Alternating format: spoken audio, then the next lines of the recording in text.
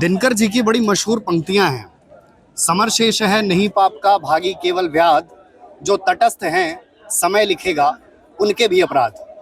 उत्तर प्रदेश का एक शहर है, संस्कृति, राजनीति और समाजशास्त्र का समागम। ऐसा शहर जिसने देश को कई प्रधानमंत्री दिए, कई साहित्यकार दिए, कई राजनेता दिए, कई बुद्धिजीवी और कई प्रबुद्ध वर्ग के लोग दिए। लेकिन इस प्रबुद्ध और शिक्षित सभ्य शहर में फिलहाल स्थितियां कुछ ठीक नहीं है। यहाँ के छात्र सड़कों पर हैं, प्रदर्शन कर रहे हैं। उन छात्रों की कुछ मांगे हैं। एक आयोग है, उत्तर प्रदेश लोक सेवा आयोग, जिसने 5 नवंबर को एक नोटिफिकेशन जारी की। उस नोटिफिकेशन में यह कहा गया कि अब से जो 2 परीक्षाएं हैं, एक यूपीपीसीएस, उसकी प्रीलिम्स और दूसरी आरओएआरओ, इसकी सभी परीक्षाएं 2 शिफ्ट में होंगी। जिसके बाद कई बार आश्वासन दिया गया आयोग की तरफ से, कई बार छात्रों की तरफ से मांग उठाई गई, लेकिन कोई संतोषजनक निष्कर्ष नहीं निकला। तो आइए, आज हम उसी शहर में हैं, उन्हीं छात्रों के बीच में हैं, जिन छात्रों की कुछ मांगे हैं, जो छात्र आंदोलनरत हैं, उन्हीं से जानते हैं कि क्या है नॉर्मलाइजेशन और क्या है उनकी मांगे। तो सबसे पहले तो ये नॉर्मलाइजेशन जो प्रक्रिया है, इसका आप लोग विरोध क्यों कर रहे हैं? इसका विरोध इसलिए क्योंकि इसमें हम लोग को पता ही नहीं चल पा रहा है कि ये किस आधार को बना के नॉर्मलाइजेशन करेंगे।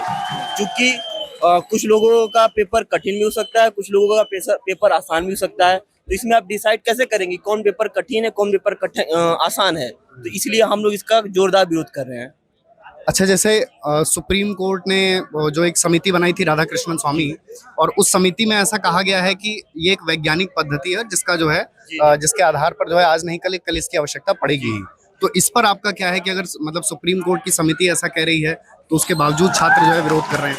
अभी तो देखिए, सुप्रीम कोर्ट का एक वर्डिक्ट दिया है जिसमें सुप्रीम कोर्ट ने कहा है कि कोई भी एग्जाम होता है वो पहले से जो अधिसूचना जारी की गई है उसी के बिहाफ पे होना चाहिए। अधिसूचना जारी होने के बाद आयोग उसमें बदलाव नहीं कर सकता है। तो सुप्रीम कोर्ट भी हमारे साथ है। तो हम लोग बस यही चाहते हैं कि ये जो एग्जाम हो ये सुचारू रूप से हो, इसमें कोई धांधली ना हो। पिछली बार एग्जाम हुआ था, हमने उसमें भी देखा, उसमें भी धांधली हुई ठीक ठाक, और इसका कुछ निष्कर्ष निकला नहीं। और साल भर होने को है, कोई एग्जाम हुआ ही नहीं है, कोई क्लियर नहीं हुआ है, और 2025 आने वाला है, उसी के वेट में चल रहे हैं हम लोग। जो पेपर लीक की समस्या है, जी। उसका थोड़ा समाधान हो सके। पेपर लीक का देखिए, आप इतना बड़ा कुंभ करवा सकते हैं जो विदेश से आते हैं अध्ययन करने के लिए, कि आप इतने बड़े ऑर्गेनाइजेशन को करवाएं क्यों? विदेश से आते हैं अध्ययन करने के लिए, और आप 5,30 करोड़ की आबादी है यूपी की, और आप 5 लाख लोगों का एग्जाम करवाने में सक्षम नहीं है, जो शर्म की बात है। कि अगर आप पेपर नहीं करवा सकते हैं, अगर आप ये कहते हैं कि नॉर्मलाइजेशन करने से पेपर लीक की संभावनाएं खत्म हो जाएंगी, तो आपको इस्तीफा दे देना चाहिए। आप सक्षम नहीं है, आप सक्षम नहीं है, आपको इस्तीफा दे देना चाहिए। आपको किस लिए शासन प्रशासन में रखा गया है? आप योग्य हैं, अगर आप योग्यतम की विचारधारा को फॉलो करते हैं तो आपको इस लिहाज से तो इस्तीफा देना चाहिए। कहाँ से, आप हमें ये बताइए, कहाँ से नॉर्मलाइजेशन शास्त्र संगत है? एक शिफ्ट में जो है बहुत सरल पेपर आ रहा है, एक शिफ्ट में कठिन पेपर आ रहा है। ठीक है, हो सकता है आपकी पहले से सोची समझी साजिश हो कि उस शिफ्ट में जो एग्जाम देंगे लड़के वो आपके ही हो और वो पेपर सरल हो। ठीक है, जो कठिन होगा, फिर नॉर्मलाइजेशन में एक शिफ्ट में जो बहुत ज़्यादा टफ होगा, एक शिफ्ट में जो बहुत ज़्यादा सरल होगा, उसका एवरेज निकालने पे किसी के मान लीजिए 120 नंबर आए, और किसी शिफ्ट में मान लीजिए 105 नंबर आए। ठीक है, 105 वाला सिलेक्ट हो गया नॉर्मलाइजेशन के तहत और 120 वाला सिलेक्ट नहीं हुआ, उसका कैसे आप निर्धारण करेंगे? ये कैसा साइंटिफिक डिटर्मिनेशन हुआ? मिला के आप परसेंटाइल विधि की बात कर रहे हैं जो नोटिफिकेशन में दिया? जी बिल्कुल, वो परसेंटाइल विधि कहीं से भी शास्त्र संगत नहीं है। ये वन डे वन शिफ्ट, आप ऐसी नहीं है कि शासन के पास, प्रशासन के पास ऐसी सुविधा नहीं है कि वो एक दिन में एग्जाम ना कंडक्ट करा सके। आपके पास 75 डिस्ट्रिक्ट्स हैं सर, आपके पास 75 जिले हैं। क्या 75 जिले में मात्र 41 जिलों के ही डीएम-एसपी मतलब कर्तव्यनिष्ठ हैं? भाई, आपके कहीं ना कहीं शासन प्रशासन में छेद है, सेंध मारी गई है।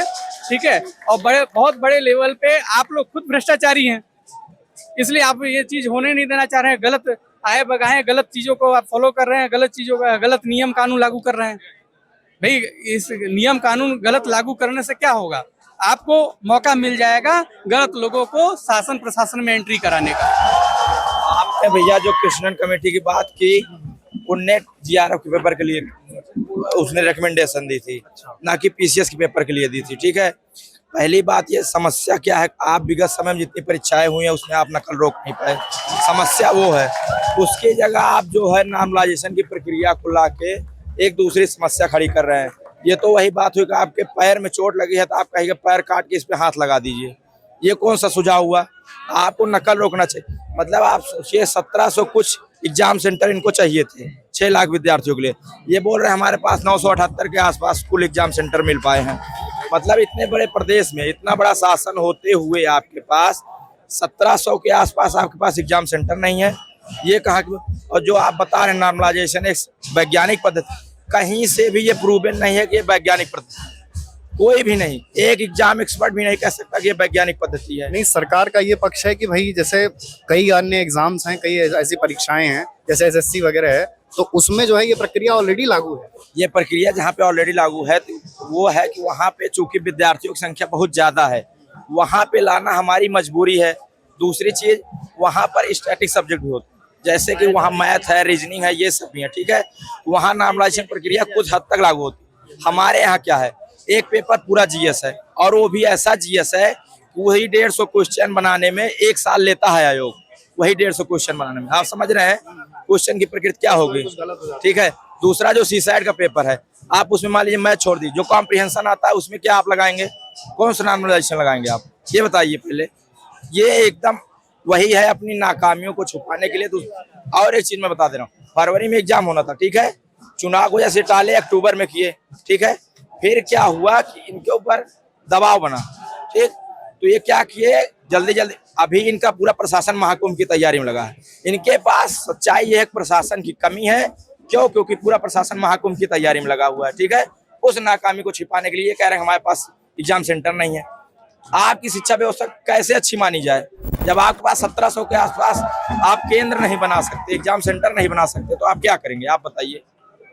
अच्छा, ऐसा भी बताया गया है कि बहुत दूर दूर से छात्र आए हैं जो इस आंदोलन का हिस्सा हैं। जी जी बिल्कुल, यहाँ से बहुत दूर दूर ये से। आप समझिए कि परसों 8 बजे से लड़के यहाँ पे धरने पे बैठे हुए हैं लगातार, ठीक है, अपनी मांगों को रख रहे हैं। बातचीत, ये लोग कहते हैं कि 4-5 लोगों से बातचीत करेंगे, बातचीत के नाम पे क्या होता है, इनका एक कर्मचारी, चपरासी लेवल कर्मचारी बाहर आता है और वो बताता है कि जो है बातचीत करिए, एक कमेटी बनेगी, ये होगा वो होगा। मतलब जुमलेबाजी, पूर्ण रूप से जुमलेबाजी और कुछ नहीं। कि पेपर में टाइम चूंकि बहुत कम है, 2-4 दिन लड़कों को ऐसे उलझा दो, उसके बाद जब एग्जाम की डेट नजदीक आ जाएगी कोई लड़का डर के मारे आएगा ही नहीं।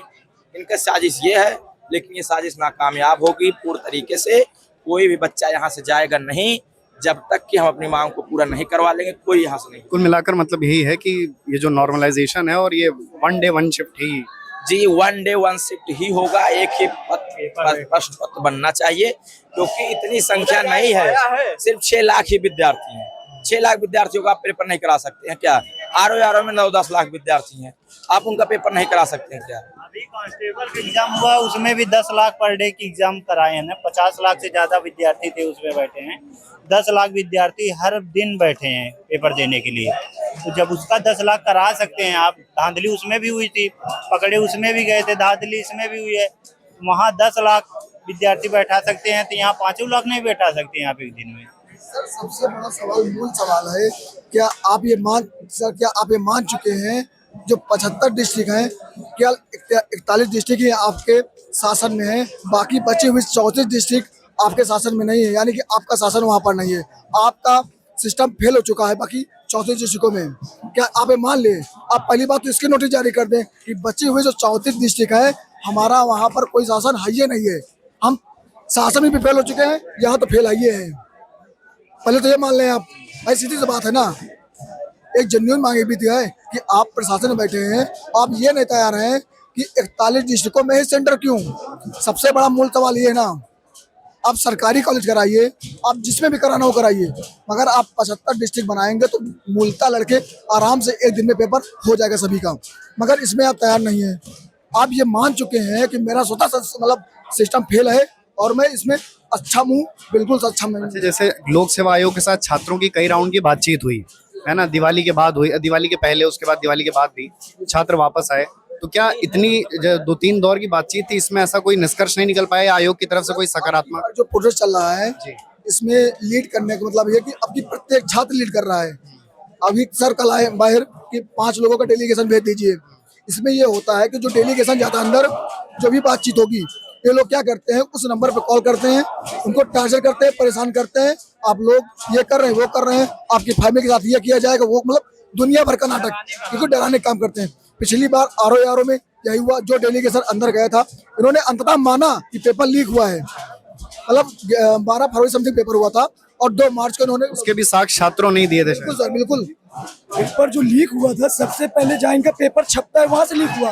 ये हिंदुस्तान में न्यूज ने पुष्टि किया था कि इसका 140 क्वेश्चन थे जो केवल आरओ में ही आते हैं, इसकी वजह से जो प्रेस में जहाँ छपा वहाँ पे लीक हुआ। तो सबसे पहले ये बताओ, प्रेस में आप जहाँ छपता है वहाँ पे क्या व्यवस्था क्या। दूसरा बात ये है, जब जो मतलब 41 या 46 डिस्ट्रिक्ट है, बाकी 75 डिस्ट्रिक्ट में नहीं करे, क्या वहाँ का डीएम और एसएसपी एसपी है, क्या उसके अंदर कैपेसिटी नहीं है? अगर कैपेसिटी है उसको टर्मिनेट करो, जो कैपिटल हो उसको लो, व्यवस्था करो। दूसरी बात मैं बता रहा हूँ, 1 डे 1 शिफ्ट के 15 लाख भी हो सकते हैं। कैसे एक दिन के लिए, संडे के लिए आप रहता है, उसी दिन पूरा एग्जाम करा लो, पूरी यूनिवर्सिटी, डिग्री कॉलेज, स्कूल सब करा लो। दूसरी बात, जिस प्राइवेट स्कूल से हो रहा है उसका सीधी बात, अगर वहाँ पे लीक हो रहा है उसको ब्लैकलिस्ट करो और वहाँ के उत्तर प्रदेश का क्षेत्रफल अन्य राज्यों की अपेक्षा ज्यादा है।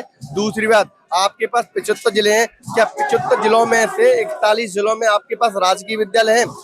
आप सच बात बोलिए ना, कि आप सक्षम नहीं है कराने के लिए पेपर, आप छात्रों पे क्यों थोप रहे हो? पेपर लीक का मुद्दा हो आपके शासन में, प्रशासन में हो रहा है, आप मतलब कह रहे हैं पेपर लीक हो रहा है, तो ये आपकी क्षमता है, प्रशासन तंत्र की विफलता है। और दूसरी बात, पेपर जहाँ से लीक हुआ था आरओ का गाजीपुर से, वो भी तो सेंटर बना, क्यों बना? अन्य जिले क्यों नहीं बन सकते? दूसरी बात, ये कह रहे हैं कल सचिव जी आए थे कि डेलीगेशन अपना भेजिए, ये नेतागिरी का मुद्दा है क्या? 5 छात्रों का डेलीगेशन, यहाँ कोई नेता, ये सब छात्र है, यहाँ छात्रों का मुद्दा है, नेतागिरी का। यहाँ कोई लीडर नहीं है, नेता नहीं बनने आया कोई, ये सब छात्रों का मुद्दा है। आप सामूहिक तौर पर बात करिए आगे बात। और ये कल हाई कोर्ट का जो सुप्रीम कोर्ट का ऑर्डर सस्पेंड था 5 बेंच का, और उन्होंने उसमें ये कहा गया है कि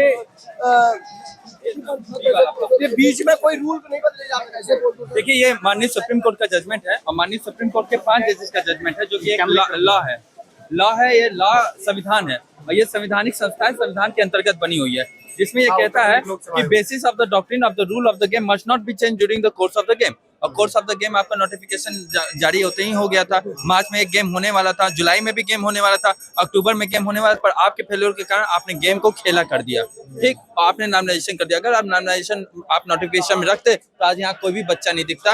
आप यहाँ पे पर आपने नोटिफिकेशन में लिखा ही नहीं। आपने रूल ऑफ द गेम कराएंगे तो पढ़ेंगे कब हम? क्या आप सुप्रीम कोर्ट से ऊपर हैं? क्या आप सुप्रीम कोर्ट से ऊपर हैं? क्या संविधान से ऊपर हैं? जब आप संविधान से ऊपर नहीं है, सुप्रीम कोर्ट से ऊपर नहीं है, तो क्या आप अपने नोटिफिकेशन को चेंज कीजिए, बट हम नोटिफिकेशन को चेंज नहीं कर सकते।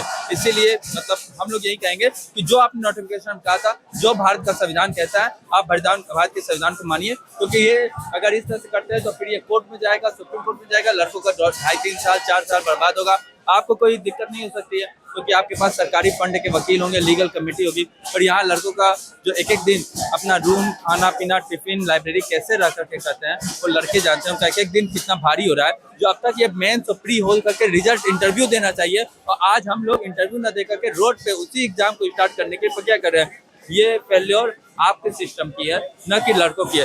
आप नोटिफिकेशन लिख देते हैं, आज लड़के यार रोड पे ही नहीं रहते। आपने खुद आप रूल ऑफ द गेम आप चेंज कर सकते हैं ना। ये पेज नंबर 15 पे तेज प्रकाश पाठक वर्सेस राजस्थान हाईकोर्ट का रिसेंट का 5 जजेस का जजमेंट है। क्या आप जजमेंट को डिनाइड करते हैं? तो जजमेंट को आप डिनाइड करते हैं। तो मेन प्रॉब्लम है सर, इनको ये बात अच्छे तरीके से पता है कि सुप्रीम कोर्ट का वर्डिक्ट आ चुका है, अगर लड़के कोर्ट चले गए तो भर्ती तो ऐसे स्टे हो जाएगी। ये मानने को नहीं बिल्कुल तैयार है। मतलब वो होता है ना कि हम जो है हम ही हैं, राजा हम ही है और कोई नहीं है। तो राजा है ना, तो लोकतंत्र में है, और लोकतंत्र की एक अलग ताकत होती है, वो अपनी बात मनवा लेती है, सीधी सी बात है। तो हम लोग रोड पे निकले हैं, तो जब तक हमारी मांगे नहीं पूरी कि हम लोग यहाँ से नहीं जाने वाले हैं, जब तक ये लोग नोटिस नहीं जारी कर देंगे। रही बात कोई डेलीगेशन जाएगा इनसे मिलने के लिए, तो कोई डेलीगेशन नहीं जाएगा, क्योंकि इससे पहले हो चुका है, जो सबको पता है। इसलिए छात्रों की एक ही मांग है, 1 डे 1 शिफ्ट, इससे ज्यादा कुछ नहीं। तो ये थे हमारे साथ प्रयागराज के कुछ छात्र जिनकी मांगे स्पष्ट हैं। उनका कहना है कि वो किसी राजनीतिक आंदोलन से प्रेरित नहीं है, किसी राजनीतिक दल से भी प्रेरित नहीं है। उनकी साधारण सी मांग है कि ये जो वन डे वन शिफ्ट ही होनी चाहिए, नॉर्मलाइजेशन और जो परसेंटाइल की प्रक्रिया है इसका हर सूरत में ये नहीं लागू होनी चाहिए। छात्रों का कहना है कि जब तक उनकी मांगे नहीं पूरी होती वो उत्तर प्रदेश लोक सेवा आयोग के सामने प्रदर्शन जारी रखेंगे। धन्यवाद।